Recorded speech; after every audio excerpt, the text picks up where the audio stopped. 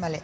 Esta mesa de debate está formada por Óscar de... Bueno, empezamos para ustedes de derecha a izquierda, por Isidro Ibarra, director del Servicio de Prevención de Riesgos Laborales de la Universidad Politécnica de Cataluña, Francisco Campos, asesor nacional de procesos industriales de INACAP, Chile, Cartagena era, ¿no? Óscar de Cos, investigador doctorado de CIMME, Barcelona, Osvaldo Aimo, asesor de seguridad vial, grupo asesor de la segunda, secretario del Comité Nacional de Prevención de Lesiones, Seguridad de Argentina de Pediatría. Vale. Antes de empezar la mesa de debate, me gustaría hacer una pequeña introducción. ¿Me dejáis un micro?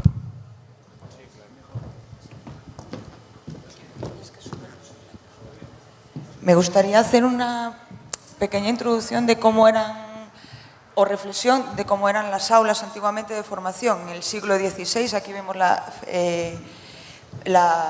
sala de la Universidad de Salamanca, de Fayulu y León, en la que, como podéis ver, eran unos bancos. Siglo XIX, separados hombres de mujeres por sexos.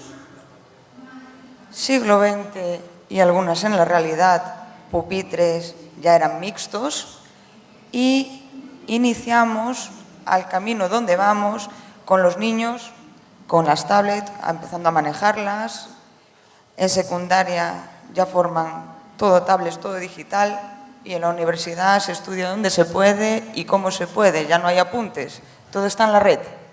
¿Vale? Ahí vamos todos, a la tecnología. ¿Vale?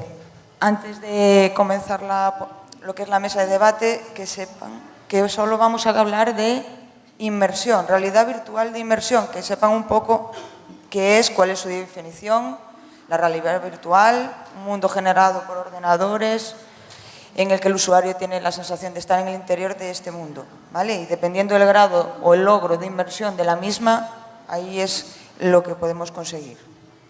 Entonces, la realidad virtual tiene ciertos beneficios que entiendo que todos los que están aquí conocen o deberían conocer, que es permite un cierto grado de seguridad porque reproducimos entornos de elevada peligrosidad, es rentable porque evita que compremos instrumentación para hacer prácticas de elevado coste y es de conveniencia reproducto de entornos reales óptimos. ¿Qué desventaja?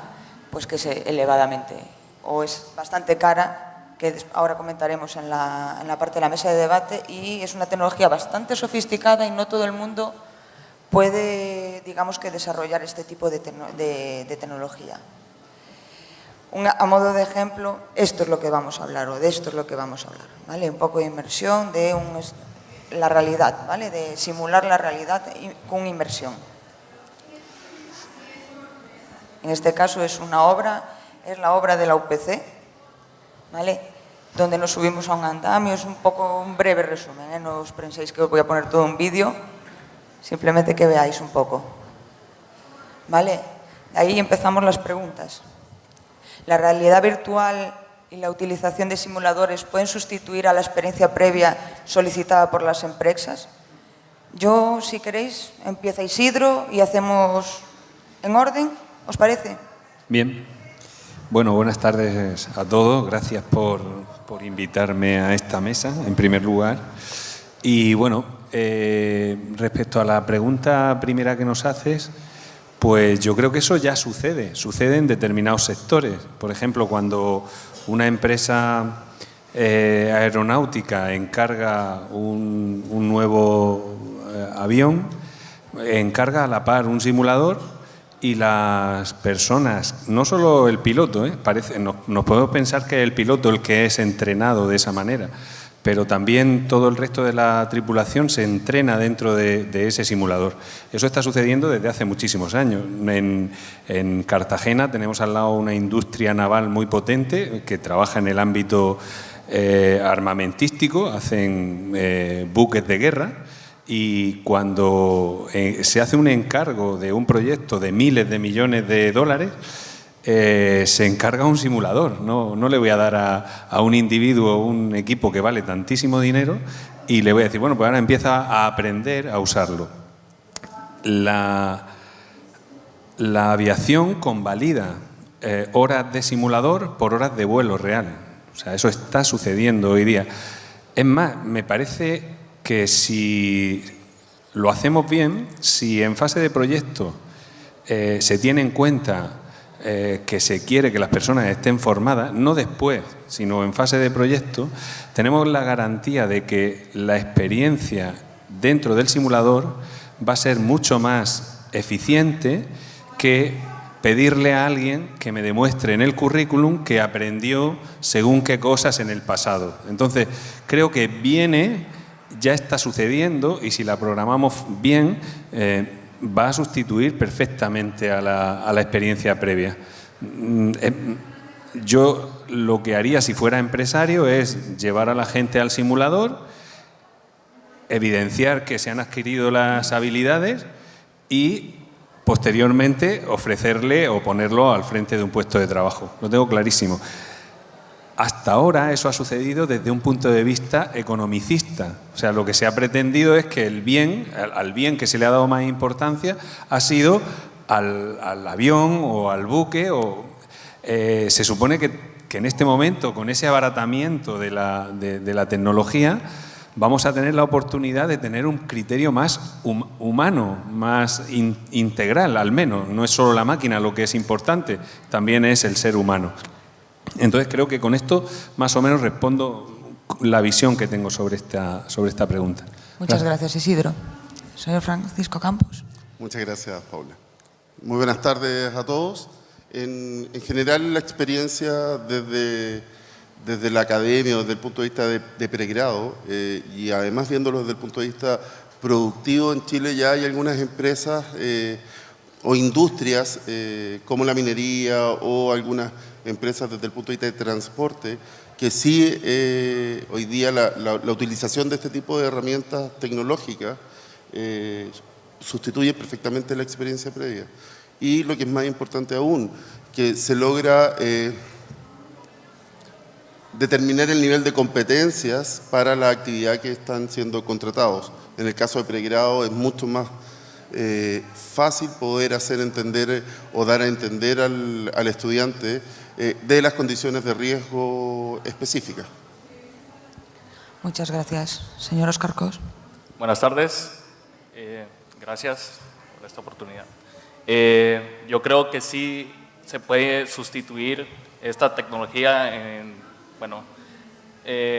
pero no creo que en su totalidad, ya que esta tecnología aún no cuenta con la suficiente madurez como para crear estas simulaciones. Por ejemplo, un caso específico, yo he trabajado como jefe de obra y nuestras simulaciones, ¿quién las hace? Nosotros, alguien que ha enfrentado un problema y constantemente solo puede atajarse sobre un costado.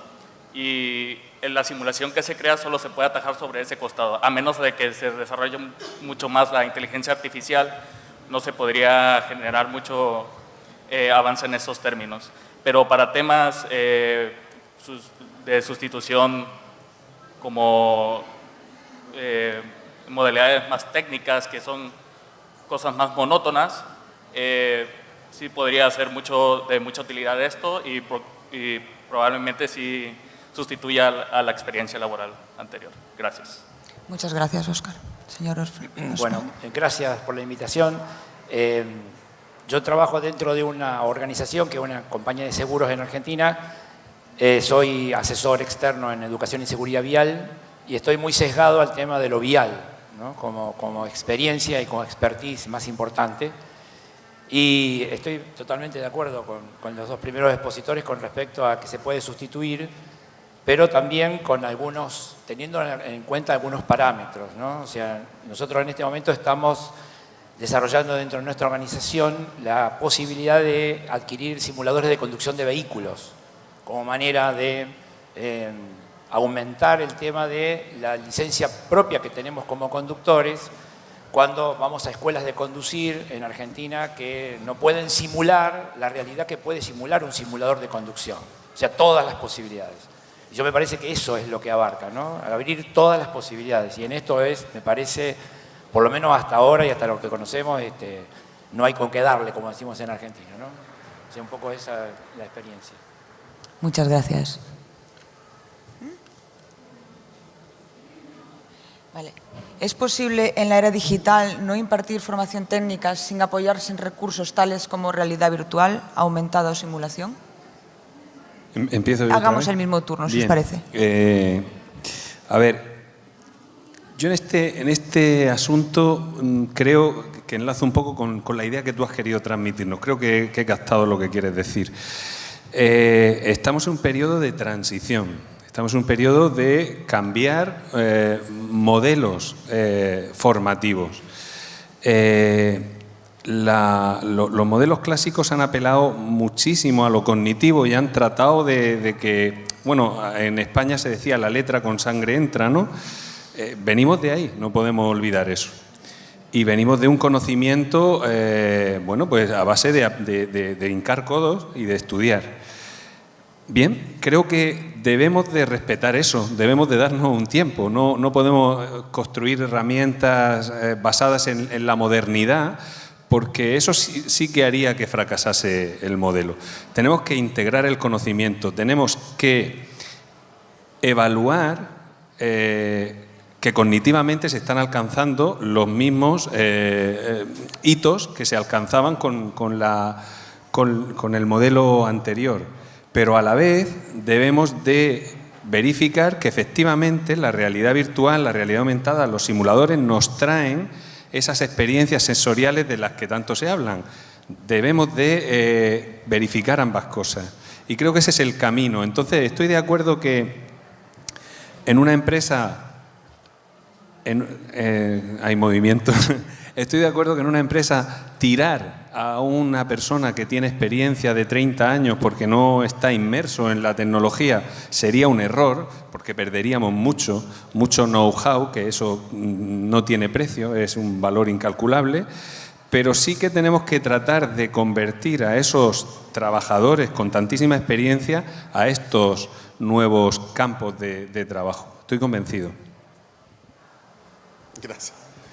Para el caso yo estoy plenamente de acuerdo en el concepto de que sí estamos en una instancia decisiva. No nos podemos negar a la necesidad de hoy día de trabajar con esta tecnología.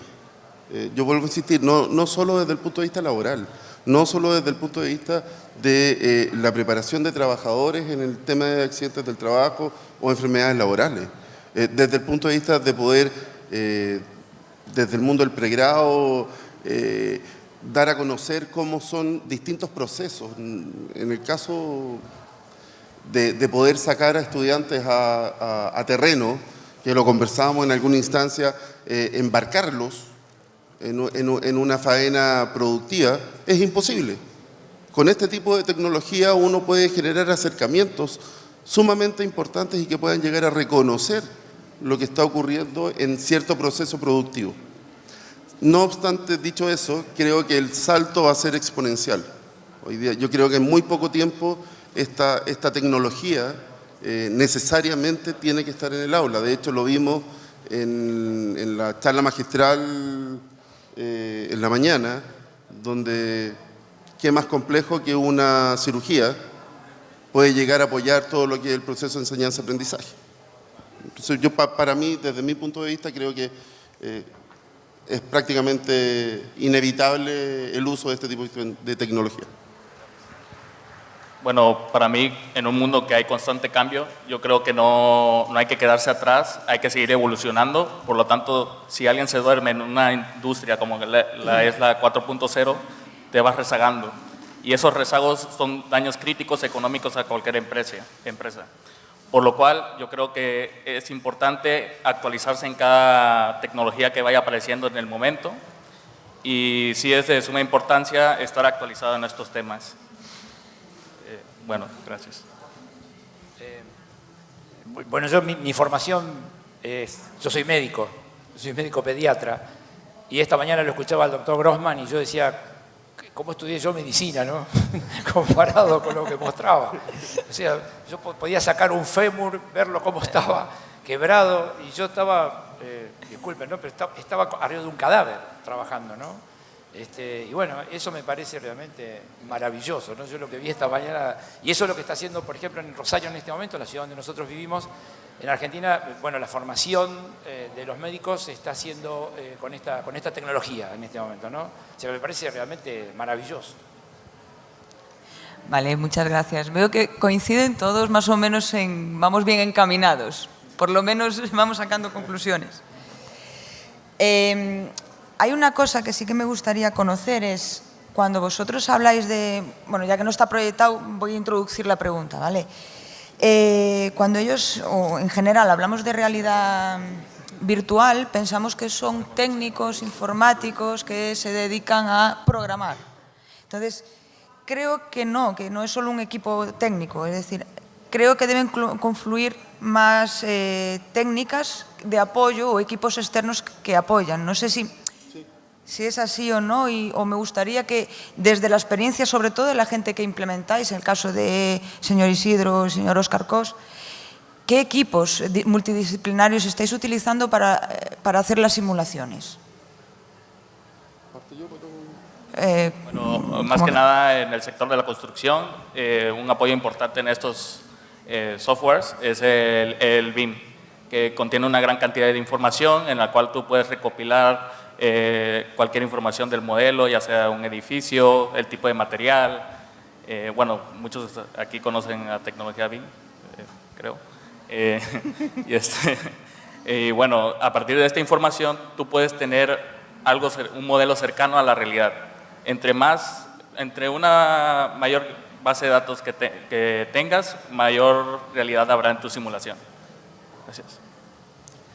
Para el caso de cómo nosotros estamos trabajando, el desarrollo de estas actividades obviamente es con instituciones o con empresas que son tecnológicamente las adecuadas para poder desarrollar este tipo de actividades, que son los especialistas técnicos. Por otra parte tenemos los especialistas asociados a la disciplina y todo lo que es el desarrollo del proceso de desarrollo curricular, donde están asociados curriculistas y en base a los programas de estudio. Y un tema que es no menor, que está aparte en esta condición, es que nosotros trabajamos con una persona que hace el relato, que es un guionista, entonces que es lo que permite generar completamente la experiencia. Sí, en nuestro caso, cuando nosotros presentamos la idea de la realidad virtual, el grupo de investigación llevamos una diapositiva que la ponemos por todas partes, donde nos invitan, y ahí explicamos que a priori hay dos fuentes en PRL que a nosotros nos parecen importantísimas para abordar un tema. Una es los accidentes y la otra es la evaluación de riesgo. De eso todos sabemos, ¿no? Entonces, ¿cómo planteamos el tema? Pues a partir de un accidente, que luego hablamos de accidentes, o a partir de la evaluación, elaboramos una unidad didáctica. Una unidad didáctica que tiene una finalidad, que se plantean unos objetivos, que se ven cuáles son los medios. Ahí cuando hablamos de medios hablamos de gadgets, de instrumentos que nos van a hacer fácil trasladar ese conocimiento. Y finalmente nos planteamos unas actividades que son evaluadas. Entonces, creo que del todo, estamos dentro del marco pedagógico. Pero vuelvo a lo mismo, yo voy a estar insistiendo en eso. La pedagogía, en tanto que ciencia de lo cognitivo, se ha ocupado muchísimo de asegurar que el conocimiento es alcanzado, transmitido de una manera adecuada. Pero volvemos a tener un problema con lo sensorial. No tenemos herramientas, estamos vendiendo que la realidad virtual llega a lo sensorial y no tenemos herramientas. Nosotros introducimos en nuestros desarrollos elementos sensoriales y los medimos a través tratamos de validar los métodos. No hay técnicas de validación disponibles aún. Entonces hemos diseñado nuestros propios sistemas de validación que esperemos que dentro de unos años estén normalizados y todos confluyamos en el mismo lugar, ¿no? Porque sería muy interesante que la misma herramienta o una herramienta desarrollada por uno u otro con un mismo fin, estemos seguros que dan el mismo resultado. Es decir, estudiar medicina en Argentina o estudiar medicina en España debe de dar un resultado al menos semejante. Pues esto es lo mismo, porque si no vamos a estar todos creando pequeños reinos del conocimiento virtuo real que no sabemos a dónde nos puede llevar esto, ¿vale? Señor Osvaldo, usted. Bueno, nosotros desde el lugar de trabajo que tenemos, no formamos personas, sino que utilizamos esta tecnología que ya viene formada, ¿no? O sea, que ya está formada en otros lugares. Por lo tanto, nuestra experiencia no está en esta pregunta particular. Al simular una situación compleja y concreta, ¿cómo hacemos para que la persona interiorice la percepción del riesgo y no cometa errores en la situación real? Isidro, ¿quieres empezar? A ver, espérate que estaba despistado. Acababa de terminar de hablar. Si acaso empezar alguno. Sí. Bueno, aquí básicamente se busca que el usuario experimente este riesgo. Prácticamente tiene que sufrir esta experiencia y de ella hacer que éste reflexione su situación y decir, bueno, estos elementos de seguridad son necesarios para mi protección. Esto es lo que básicamente se busca. Sí, ya he enlazado. A ver, nosotros lo que tratamos de hacer con realidad virtual es llevar la situación de manera controlada al límite máximo que nos permite el simulador. Es decir, si yo quiero que una persona tenga una experiencia sensorial, tengo que hacerle, entre comillas, que lo pase mal. Entonces, si quiero que tenga conciencia del riesgo de vuelco en un tractor, pues lo que hacemos es que la experiencia sea lo más parecida a un vuelco. No lo vamos a volcar, ni se va a chafar, ni va a sufrir una lesión, pero sí le van a aumentar las pulsaciones. Sí va a pasar un ratito malo, sí va a tener sudor frío. Y si queremos ver cómo un conductor es de diestro, pues tendremos que hacer que colisione, y si queremos ver cómo reacciona en el caso de un reventón, de un neumático, pues tenemos que ver cómo se mueve. Eso sí lo podemos hacer con realidad virtual y nos podemos arriesgar a hacerlo. Eso es lo que garantiza lo sensorial. Hay una creencia equivocada que también hemos medido en nuestro grupo, y es: pensamos que los usuarios de videojuegos, por serlo, tienen una ventaja con respecto a la realidad virtual. Es cierto, tienen una ventaja. Completan las actividades mucho antes que los que no son usuarios de videojuegos. Están familiarizados con esa herramienta. Pero tienen ventajas en cuanto al riesgo. Les puedo asegurar que los estudios que nosotros llevamos hechos nos dicen que no. Una persona que ha tenido experiencia de trabajo en altura, entra en un simulador de caída de altura y tiene mucho más cuidado que una persona que tiene experiencia en videojuegos. El 13% de las personas que hicieron el trabajo con nosotros se cayó, y de ese 13%, la mayoría eran usuarios de videojuegos, pero no tenían experiencia en altura. Si nos fijamos en las personas que tenían experiencia en trabajos de altura, sucede lo contrario. Ellos no se cayeron. Entonces, quiero decir que a veces nos hacemos la idea de que, como estamos en un mundo virtual, luego esto no traslada adecuadamente a lo real. Pues sí traslada y es eficiente. Tenemos que medirlo, tenemos que comprobarlo, tenemos que asegurarnos que esa unidad didáctica que hemos desarrollado está bien implementada. Pero si lo hacemos, podemos conseguir que el trabajador tome conciencia del riesgo, tenga una experiencia inolvidable respecto al riesgo, como cuando la primera vez que me besaron, permítanme la expresión, una experiencia verdaderamente inolvidable del día que se subió al simulador y tuvo un vuelco con el tractor. Cosa que, si hubiese sido en lo real, no podría contarlo, que eso es lo importante. ¿De acuerdo? Esa era mi percepción de esta pregunta. Muchas gracias. Osvaldo, por favor. Cuando vi la pregunta esta, me surgió la primera gran duda, ¿no?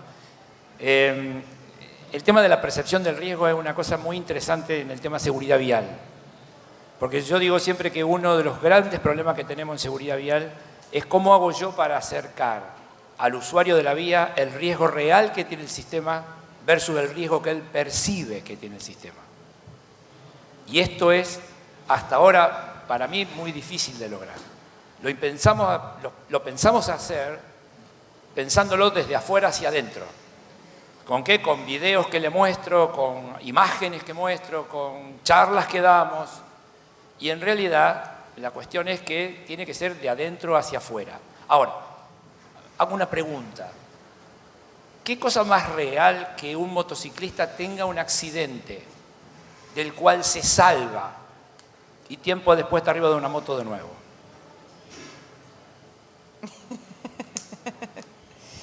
Gracias por dejarnos con la gran inquietud. Francisco, ¿usted? ¿Ya? Esta pregunta es en concreto para Osvaldo, que me gustaría que él respondiera a ella. Se conoce que el objetivo de una experiencia de formación realidad virtual inmersiva es la interiorización de la percepción de los riesgos y, por lo tanto, el trabajador los detecte y los evite. ¿Cuál es el estado del arte actual en el conocimiento de la influencia del impacto sobre las emociones del sentido? No es que yo tenga un cariño especial, que lo tengo con Osvaldo, pero es precisamente porque él me ha replicado mucho a la pregunta en concreto y la hemos trabajado.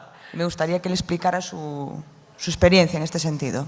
Sí, bueno, vuelvo de nuevo al tema de la seguridad vial. Discúlpeme, pero es mi métier y siempre intento relacionar la seguridad vial con la seguridad dentro de las organizaciones, porque una de las cosas que hizo el Grupo Asesor La Segunda es que certificamos la 39001, o sea, el sistema de gestión de la seguridad vial. Y un poco trabajamos con esta cuestión, ¿no? O sea, cómo los riesgos viales no son vistos por las organizaciones todavía como un ámbito en el cual ocurren accidentes, ¿no? Tanto en itinerario como en ocasión de trabajo. Y la otra cuestión que a mí me preocupa mucho es que una vez que percibió el riesgo, cuando se pone detrás de un volante, ¿quién toma decisiones? ¿Él toma decisiones de acuerdo a su parte racional o toma decisiones de acuerdo a su parte emocional? Porque la neurociencia descubrió que los seres humanos no somos seres racionales con emociones, somos seres emocionales que a veces razonan. Entonces esto me parece todo un desafío, ¿no? Lo hago de una cuestión disruptiva, o sea, como para generar debate, ¿no? No sé qué pensará cada uno de mis compañeros. Sí, yo estoy totalmente de acuerdo contigo. No podemos... Voy a actuar sensorialmente, voy a actuar emocionalmente y ahora voy a actuar racionalmente, aunque nos empeñemos. Uno está empeñado en racionalizar y de repente pega un grito. O sea, eso es inevitable. Entonces, desde ese punto de vista, yo creo que por donde va el camino en este aspecto que preguntáis es... Pues por donde nos ha enseñado en la conferencia inaugural el doctor, la sensórica, o sea, los gadgets, bueno, se están desarrollando a una velocidad vertiginosa. Entonces, vamos a poder estar enfundados con una piel casi imperceptible y vamos a ser capaces de sensar todo lo que nos esté ofreciendo ese escenario de realidad. Aún queda, no pensemos que mañana salimos con la camiseta ya puesta, pero vamos por ese camino. Entonces hay un futuro muy esperanzador en este sentido, porque los gadgets nos van a permitir sentir y ver cómo reaccionamos frente a esos estímulos. Esa es la primera. La segunda, nosotros en los estudios que hemos hecho con voluntarios, el retorno de la información que hemos obtenido nos dice que sí, que hay futuro en cuanto a que las emociones son puestas en juego. Y luego hay otra cosa que también me gustaría introducir al hilo de esta pregunta, y es un poco cuál era el estímulo que yo tenía. Hablemos un poco del mundo de los videojuegos. Cuando yo era niño, no sé si habrá gente por aquí más o menos de mi edad, pero nuestras primeras relaciones con los videojuegos eran yendo a una sala de juegos y allí era una moneda, nosotros le decíamos de 5 duros. Echabas la moneda de 5 duros y entonces tenías 2, 3 vidas Entonces, el objetivo era aprender rápido porque te costaba el dinero. Si querías jugar, tenías que aprender. Y ese era el estímulo. El estímulo de los niños de hoy no está ahí, porque tienen la maquinita en casa, el juego se lo ponemos por los Reyes y ya lo tienen y juegan tantas veces como quieren. Entonces ahí se abren dos vías de estímulo bajo mi punto de vista. La primera tiene que ver con el trabajo solitario. El niño, cuando está con el juego solo, pues el estímulo que va a tener va a ser mayor cuanto más sensórica le pongamos, cuanto más gadget le pongamos. Entonces, vamos a atender a eso. Pero la otra fase, que también es esperanzadora de estímulo, y yo este verano he estado viendo a mis sobrinos mucho tiempo jugar a los juegos de ahora, modernos, y te das cuenta que hay dos estilos de juego. Un estilo que es cuando están solos, y otro estilo cuando están en red, porque la mayoría de los juegos ahora mismo están en red. Y ahí aparece un plus del individuo por querer superarse. Entonces yo creo que las emociones jugadas en grupo, en equipo, van a darnos todavía más información muy útil a la hora de planificar nuestros equipos de trabajo. No pensemos en realidad virtual como una herramienta, porque todo lo que tenemos ahí fuera todavía es una persona con unas gafas haciendo una pequeña pildorita. Pero pensemos en esa persona inmersa en un entorno en el que todos llevan gafas, en este caso con el desarrollo de los gadgets no serán gafas, sino serán otro tipo de elementos. La última de las gafas que ha enseñado el doctor en la conferencia inaugural, si se han fijado, se parecían muchísimo a unas gafas de sol ya. O sea, ya no son ese armatoste que es incómodo. Entonces, por ahí viene también muchísima posibilidad de verificar que ese conocimiento y esa implicación de los sentidos van confluyendo. ¿Saben por qué hice esta pregunta? Porque yo pensaba, ¿no?, en aquellos procesos dentro de las organizaciones que implican mucho peligro y que tienen mucho riesgo, cómo el desarrollo tecnológico o la innovación tecnológica puede poner barreras para que cuando el factor humano que tiene percepción de riesgo, que está capacitado con realidad virtual o aumentada, esa mañana se peleó con la esposa o con un niño o con cualquiera y viene a la organización y tiene una traba más, me parece que es mejor en cuanto a la seguridad. Perdón, yo, sí, Francisco. Y aprovechando este mini debate, digamos, yo creo que más allá de la herramienta tecnológica, lo importante es poder determinar para qué yo quiero implementar o para qué quiero utilizar esta herramienta tecnológica. En el caso de la conducción, a nosotros nos pasa algo que creo que es digno de una investigación profunda. Del instante en que yo me subo al vehículo, lo enciendo y me transformé en otra persona. O sea, por más que yo entienda y la realidad aumentada y el simulador me prepare para cualquier condición que uno dice, nieve, lluvia, barro, condiciones extremas, pero no me prepara para conducir en una selva, ni en base a la condición. Por lo tanto, yo creo que es sumamente importante el determinar para qué yo quiero utilizar esta herramienta, como idea número uno, digamos. ¿Alguien quiere, Óscar? Bueno, solo agregar algo de que también puede ser un arma de doble filo, ya que si el usuario se somete una y otra vez a la misma experiencia, crea una costumbre. Entonces ya no percibe el riesgo como tal. Por lo tanto, hay que tener cuidado y estudiar qué tantas, poner tal vez un límite de veces que puedas experimentar esta experiencia para no crear este sentimiento de costumbre a este riesgo. Pero ese sentimiento de costumbre también lo tenemos en la vida real. Quiero decir que claro, no nos engañemos. Hay un ejemplo que viene al caso y es el del piloto este que aterrizó en el río Hudson. Ese señor era un aficionado, por lo que he leído, a simular el amerizaje. Si no llega a ser, entre comillas, un vicioso de esa actividad, quizá no se habrían salvado las personas que iban en ese avión. No es que evite un accidente, lo que está haciendo el proceso de simulación es disminuir la probabilidad de ocurrencia. No se les olvide que el factor humano, dependiendo de las condiciones que se pueda generar, va a variar la probabilidad de desarrollo de la solución en infinitas veces. Muchas gracias. Bueno, quería hacer una pequeña referencia al tema de accidentalidad a nivel mundial. Y según la OMS, la diferencia, las 10 principales causas de muerte, según la OMS en el 2000, vemos que accidentes es la 10ª, sin embargo, en el 2016, que es la última encuesta realizada, vemos que ha subido 2 posiciones. Entonces, si lo comparamos con el caso español, porque se da que yo soy de la Universidad Politécnica de Cataluña y tengo acceso a los datos de España, bueno, por aquello de que es mi país de origen.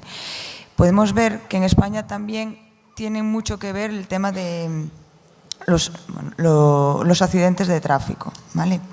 Entonces, no he tenido la ocasión de poder localizar los de Colombia, Colombia por el caso del país en el que estamos, Chile, Argentina o México, que también me podrías dar.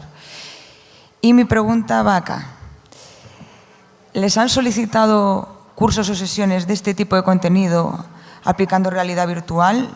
¿Tienen experiencia en la implantación de este tipo de contenidos? ¿Existen datos relevantes que refuercen el uso de realidad virtual en formación para la prevención de accidentes de tráfico? Es decir, si estamos concienciados a nivel mundial de que reconocen que es la 8ª causa de accidentes mortales, los accidentes de tráfico, ¿existe la demanda en el mercado para intentar subsanarlo con tecnología, bueno, en el caso que nos ocupe, realidad virtual? En nuestro caso, y siendo muy honesto, específicamente para el tema de accidentes de tránsito, yo no tengo no nos han solicitado. Lo que sí existe en Chile en algunas empresas, sobre todo de buses interurbanos, donde los conductores o choferes pasan por un periodo de entrenamiento de simuladores. Pero que sea un tema hoy día masivo, no. No obstante, sí en las otras áreas o en otras industrias, para aquellas actividades que generan mayor riesgo, que tienen mayor probabilidad de generar un accidente fatal, o para algunos procedimientos que son extremadamente específicos, sí se está utilizando. Como decía Isidro, yo creo que es necesario poder encontrar o tener una metodología común de poder evaluar el nivel de conocimiento adquirido o de competencia adquirida. Más que de conocimiento, sino que es poder determinar el nivel de competencia adquirida. Eso es. Muchas gracias. Isidro. En Argentina ocurre más o menos parecido porque se acaban de comprar en Simumac Acatac, que es la empresa que nuclea a los conductores de vehículos de transporte público de pasajeros en Buenos Aires, en la capital federal. Compró 5 simuladores de conducción. Y también en aquellas industrias específicas de riesgo, como por ejemplo el transporte de sustancias peligrosas. Con esa también. Nosotros, una posibilidad que estábamos estudiando es ver si pudiéramos llegar a la legislación brasilera, que obliga a todo menor de 18 años, porque la licencia de conducir, la primera de vehículos se obtiene a los 18 años en Brasil. Los de 16 a 18 tienen una obligación de tantas horas de simuladores de conducción. Eso me parece una cosa muy interesante, muy interesante. Nosotros estamos tratando de llegar a legisladores nacionales en Argentina. Es muy difícil Argentina porque además es un país federal, por lo tanto esto hace todo un lío aparte, ¿no?, de todo el lío que ya tiene la seguridad vial. A nosotros sí nos han solicitado cursos de este tipo. Concretamente tenemos un desarrollo que algunos de los que están en la sala no han podido incluso probar, que es un desarrollo para conductores de autobuses urbanos. También tenemos un desarrollo que ese no lo hemos traído aquí, que tiene que ver con los conductores de motocicletas y el tipo de conducción de motocicleta, pues repartidores de comida rápida, repartidores de paquetería, todo ese tipo de empleos en los que es importantísimo ir esquivando vehículos y pasan por los ángulos muertos de los vehículos con los que se relacionan, y en ese trabajo estamos ahora mismo muy implicados. yo creo que en este sentido lo más interesante es que porque simuladores de conducción hay muchos, pero los simuladores de conducción profesionales ya no hay tantos. O sea, que te subas y simules la lluvia y 4 factores clásicos, pues bien. Yo creo que hay que incorporar, y nosotros eso es lo que hacemos, hay que incorporar los riesgos específicos del trabajo. Es decir, el conductor del autobús, ¿a qué está prestando atención mientras va conduciendo? ¿A los que van atrás que acaban de recogerse de una fiesta o a la conducción? Y cuando abre y cierra la puerta, ¿a qué está prestando atención? ¿A salir muy rápido porque quiere acabar el turno o a que no pille a uno de los pasajeros? Eso hay que implementarlo. Entonces nosotros somos partidarios de contextualizar la herramienta, la unidad didáctica del conductor de la línea 1 del metro de Barcelona debería en realidad virtual, ser la línea 1, el gemelo digital de la línea 1 del metro de Barcelona. Y eso es lo que nosotros proponemos. Eso es costoso, pero es lo verdaderamente interesante. O sea, lo demás son, bueno, pues herramientas que nos aproximan a la realidad virtual, pero no nos dan la verdadera dimensión de la solución que eso tiene. Los datos relevantes, pues no sé si existen datos relevantes. Para mí lo más relevante de esto es que podemos medir y ensayar cosas que en la vida real no podemos hacer. Es decir, lo que antes he dicho, reventar una rueda y ver cómo reaccionas. Eso, yo no puedo coger un coche y decir vamos a reventarle la rueda y a ver cómo reacciona el conductor, porque estoy asumiendo unos riesgos con ese profesional, bueno, con ese humano, olvidémonos del profesional, que no debo de asumir. Entonces, para mí lo más evidente, lo más relevante es que todas aquellas situaciones de riesgo que se generan a nivel profesional las podemos experimentar sin riesgo, sin tanto riesgo. Eso es lo más relevante que se puede abordar desde aquí. Y me parece que con eso ya tenemos una gran oportunidad. Sí, bueno, igual a mí me han consultado la empresa de Amazon con respecto a un robot de paquetería. Y bueno, ellos me solicitaban si se podía hacer una experiencia en la cual este robot, al entrar al metro, ¿tú cómo reaccionarías? ¿Dejarías pasar primero el robot o tú pasas antes para salir del metro? Y bueno, querían crear esta píldora para crear una base de datos y así saber exactamente cómo, dependiendo del rango de edades, iba a reaccionar. Si eras muy joven, tú decías, bueno, tiene un sensor, cruzo. Alguien de edad avanzada se quedaría pensando, bueno, paso, no sé. Y bueno, estos ya crearían congestionamientos en el metro con esta paquetería de robótica.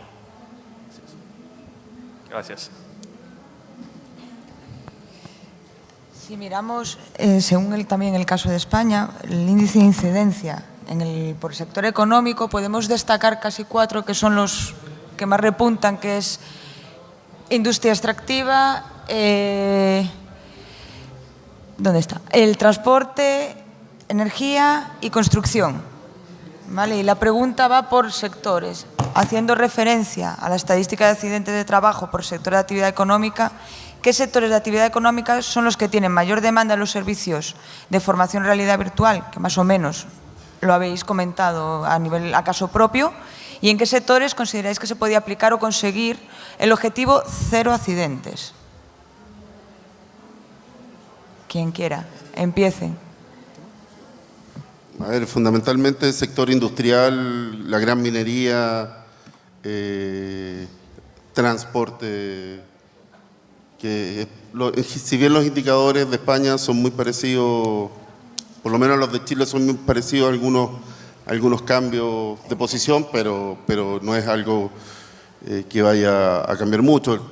Desde la industria manufacturera o el sector industrial en general, también es uno que demanda mucho, igual que el sector agrícola pesquero. Si tú me preguntas, yo creo que es transversal, más allá de accidentes fatales o no, te sirve para otros tipos de procedimientos o de determinar algunas experiencias en relación a lo que son procesos de cómo actuar ante emergencias. Una evacuación de un edificio en altura, perfectamente tú lo puedes simular y puedes tener la experiencia de lo que significa bajar 60, 70 pisos, que no es algo que uno lo hace todos los días.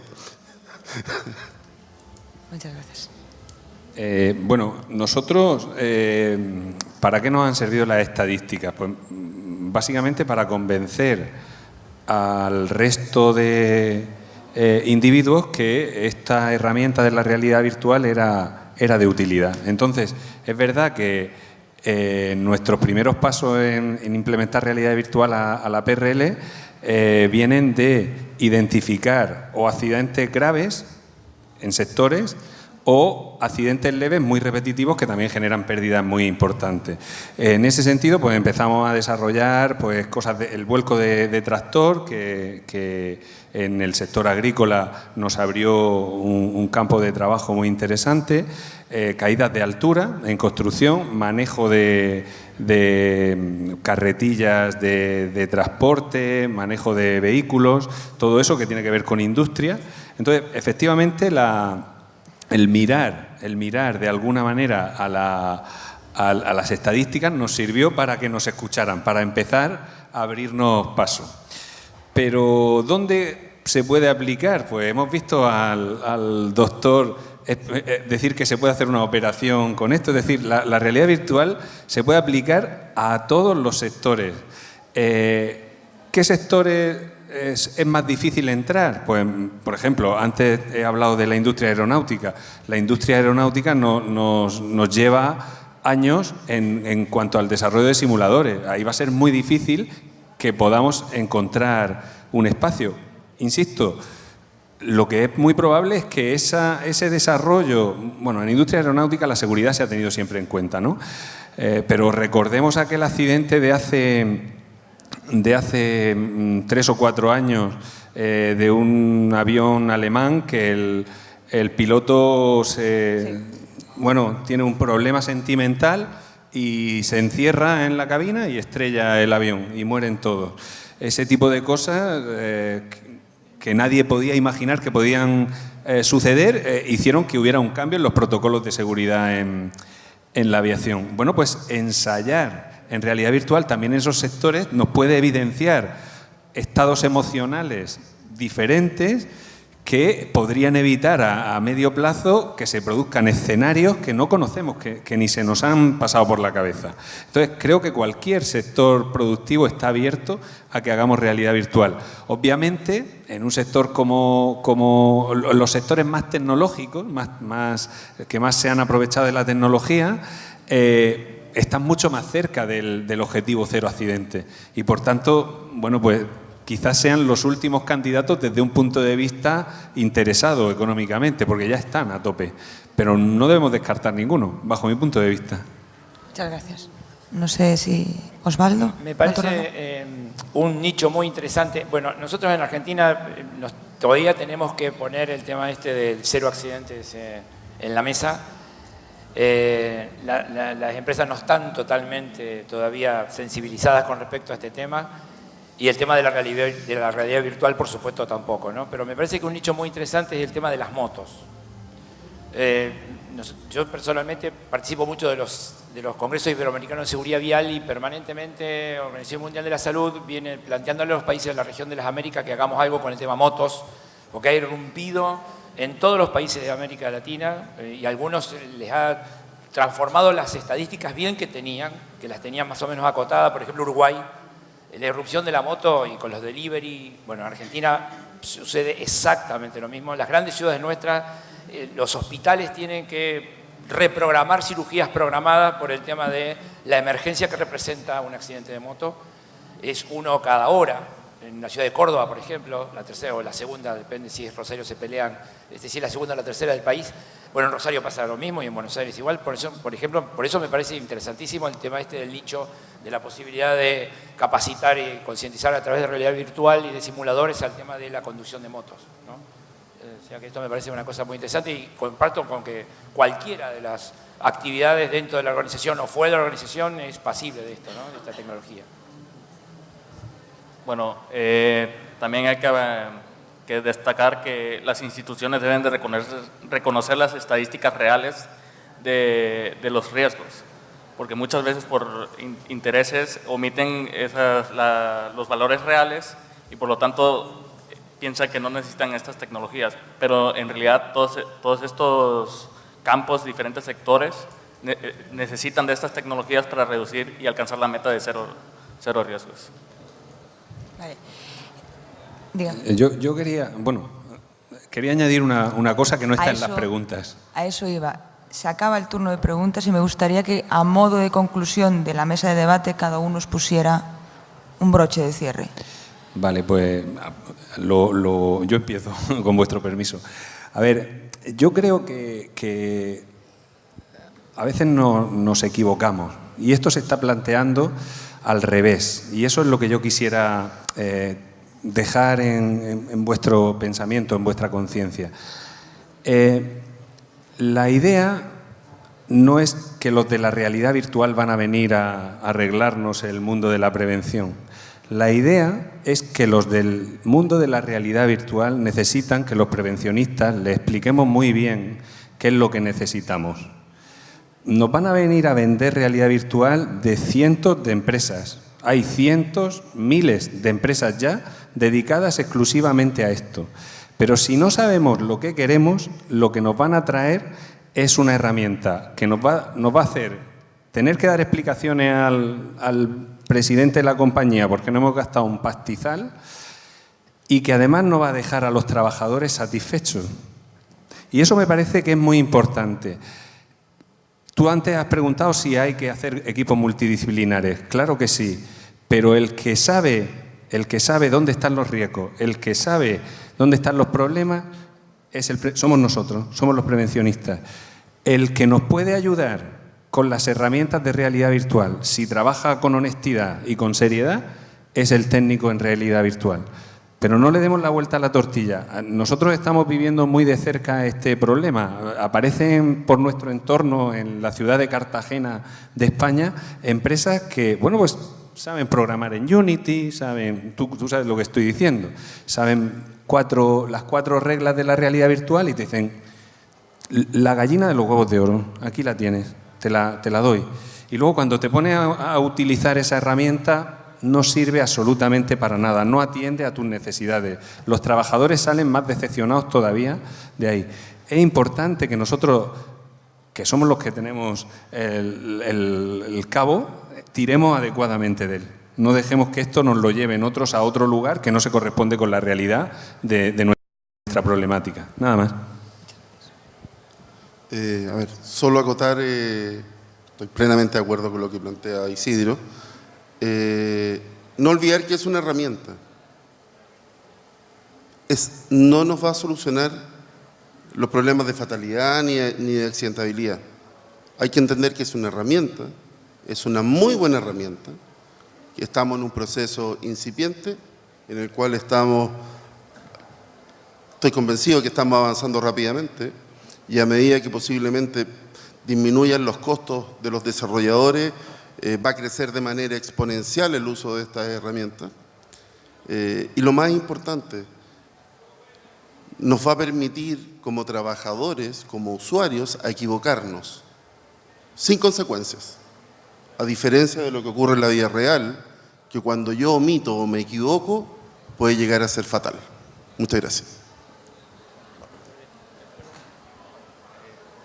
Bueno, sí, concuerdo con ustedes, de que esto es una herramienta o un apoyo hacia el formador o hacia quien vaya a experimentar la píldora, y básicamente no hay que confundirse en que nos va a solucionar todos los problemas de prevención de riesgos y esto, pero sí nos puede dar un gran apoyo en cómo responder rápidamente hacia estos peligros y saber qué equipos de seguridad necesito para protegerme ante estos riesgos. Gracias. Estaba pensando en la conclusión que pide Paula y me acordaba de un expresidente de un país latinoamericano cuando venían los celulares y sacó una ley para prohibirlos. Esto es una cosa que viene y que además es imparable, ¿no? Por lo tanto, bienvenida sea y adhiero a que es una herramienta. Muchas gracias. Bueno, yo me gustaría que me acompañaran.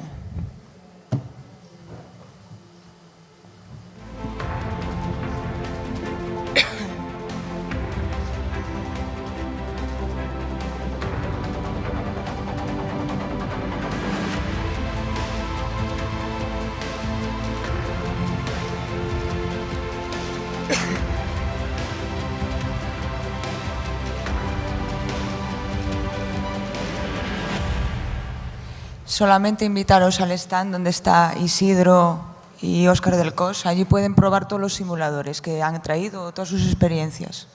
Muchas gracias. Nos vemos mañana.